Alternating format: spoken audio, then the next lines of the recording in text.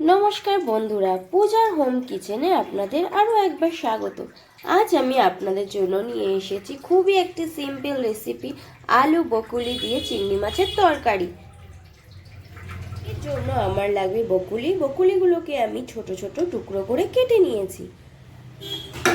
আর দেব আলু, চিংড়ি মাছ, ফোড়নের জন্য গোটা জিরে, তেজপাতা, আর লাগবে হলুদ গুঁড়ো, লঙ্কা গুঁড়ো, জিরে গুঁড়ো, ধনে গুঁড়ো, আদা বাটা, কাঁচা লঙ্কা চেরা, টমেটো কুচি, আর নুন, আর চিনি, নুন, আর লাগবে সর্ষের তেল। ব্রকলিটা আমি সেদ্ধ করে নেব, তার জন্য আমি নিয়ে নিয়েছি জলটা ফুটে উঠুক, আমি ফিরে আসছি। জলটা আমার ফুটে এসছে, এর মধ্যে আমি একটু নুন দিয়ে দেব।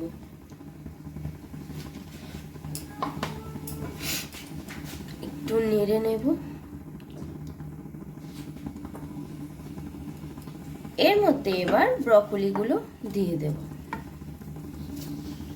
ব্রকলিটা একটু ফুটে উঠলে নামিয়ে নেব। এটা আমার ফুটে গেছে, এবার এটাকে আমি জল ঝরিয়ে নেব। গ্যাসে আমি কড়াইটা বসিয়ে দিলাম। কড়াইটা আমার গরম হয়ে গেছে, এতে আমি সর্ষের তেল দিয়ে দিলাম। তেলটা আমার গরম হয়ে গেছে, এতে এক এক করে বকলিগুলো ছেড়ে দিলাম। বকলিগুলোকে তেলে নেড়ে নেব।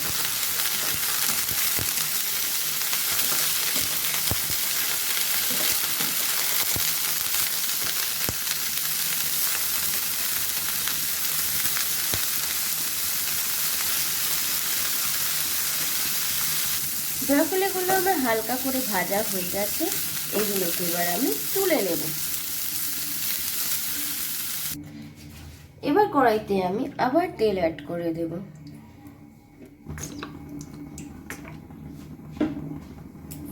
তেল গরম হয়ে গেছে, এতে আমি জিরে, তেজপাতা দিয়ে দেব।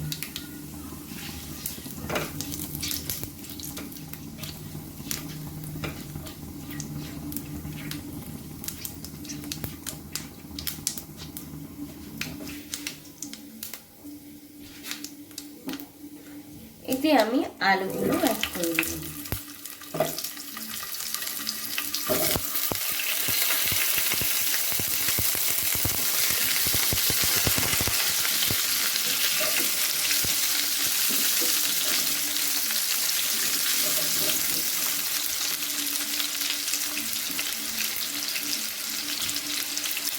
আলুতে সামান্য নুন দিয়ে দিলাম।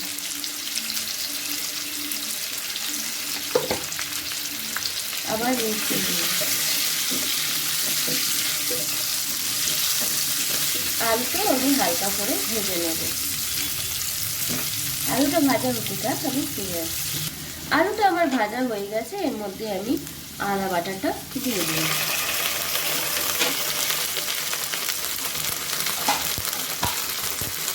ভালো করে মিশিয়ে নেব। একটু নুনও দিয়ে দিলাম। ভালো করে মিশিয়ে নেব। আদাটা মিশানো হয়ে গেছে, এর মধ্যে আমি জিরে গুঁড়ো, ধনে গুঁড়ো, হলুদ, লঙ্কা গুঁড়ো দিয়ে একটু সামান্য জল দিয়ে দিলাম। ভালো করে মিশিয়ে নেব।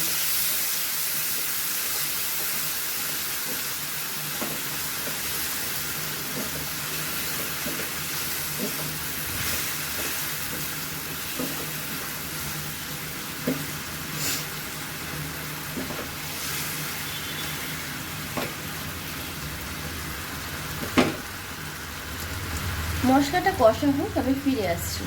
এর মধ্যে এবার আমি কাঁচা লঙ্কা, টমেটো কুচিটা দিয়ে দিলাম, আর একটু সামান্য নুন দিলাম টমেটোর ওপরে, দিয়ে আবার ভালো করে কষিয়ে নেব।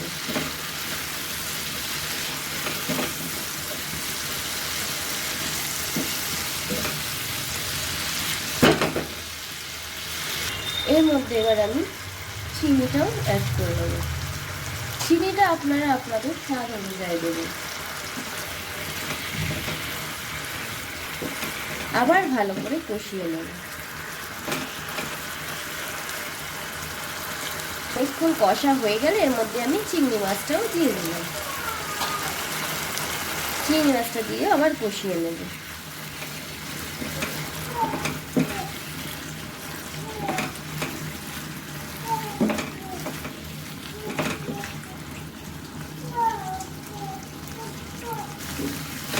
তা আবার লাগিয়ে নেব।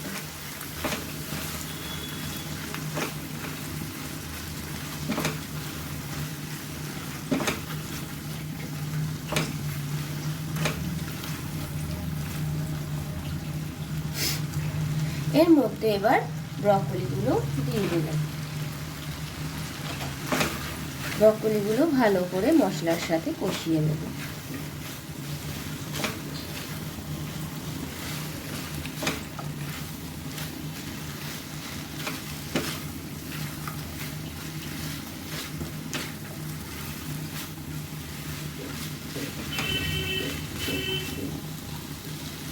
ব্রকলিটা আমার কষানো হয়ে গেছে। এবার আমি জল অ্যাড করে দিলাম।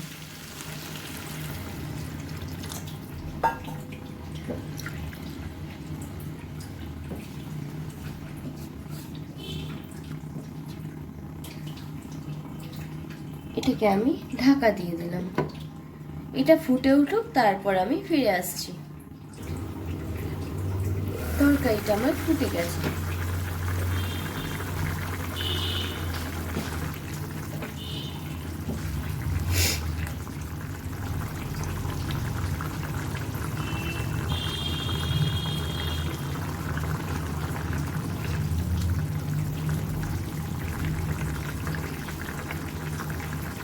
ভালো করে সব সেদ্ধ হয়ে গেছে। এটাকে এবার আমি নামিয়ে নেব। তৈরি আমার আলু বকুলি চিংড়ি মাছ দিয়ে তরকারি।